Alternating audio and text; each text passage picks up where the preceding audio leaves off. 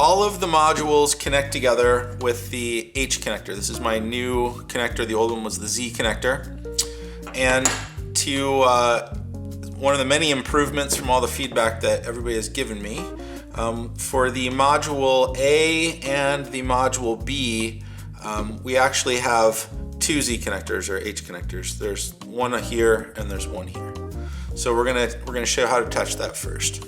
So I find to put the first one on, it's easiest to just, you could put it up, standing up for the video, and it's easier for me, I just lay it on its back. So again, if you're watching any other videos and you've already put your feet on, we're gonna do the exact same process. There's only one screw, so you can't get the screws wrong. We take the H connector and we take the screw. There's no A or B side, so it doesn't really matter. You just wanna take it and you're gonna put the two holes on these are the two weld nuts on the inside, and you're just gonna kind of hold it over one. We're gonna get the screw just kind of sitting in there, and then we're gonna tighten it up. And then remember that these are powder coated, and we plug each of the screw holes, and sometimes a little bit of paint gets in the threads. And so your first couple of turns may require a little bit of extra effort. Not a lot, just a little. If it's too much effort, you're not going in. So you just wanna push, I'm pushing down, down, and turning, okay? And you don't have to, in fact, it's best when you put the first two on to leave it a little bit loose, okay? So we're gonna do that. And we're gonna attach two to the top shelf. Okay, yeah. So after I've put, the screws are a little bit loose, I've put two of the H connectors on, and I wanna show you, this is what it's gonna look like. And any module comes with the connectors it needs, and then you're gonna see that this is just gonna attach right to it. This is if we wanted to attach another module A, it would be the same thing. If we wanted to attach, which we will, a module C, we don't need this top connector, we just need the one at the bottom, and you can put that at either side.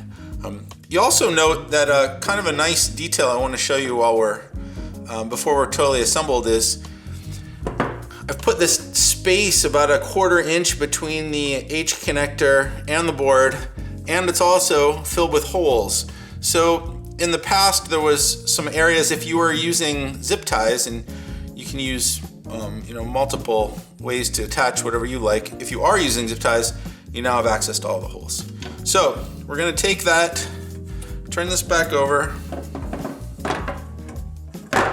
Again, you could do this standing up. I find it, for this particular step, it's way easier to just put it on its back. And then we're matching the holes up, and we're simply gonna put in our screw. Get it started with your finger, and then we're gonna do the same process. And remember, we left the other ones a little bit not totally snug at first, because there's a tiny bit of tolerance in the parts. Make sure they fit. All these screws are stainless steel M5 metric pan heads. All right, so now after I've put both H connectors on, and I left a little bit of play, I'm just gonna go tighten them all. Don't be insane, but you also you want them snug, and you'll feel it. You really can't over tighten it, and the reason I use stainless steel hardware as opposed to just zinc is because you know what it's like when you put something together and in 5 minutes all the threads are stripped. This will never happen. So I'm going to snug them all up,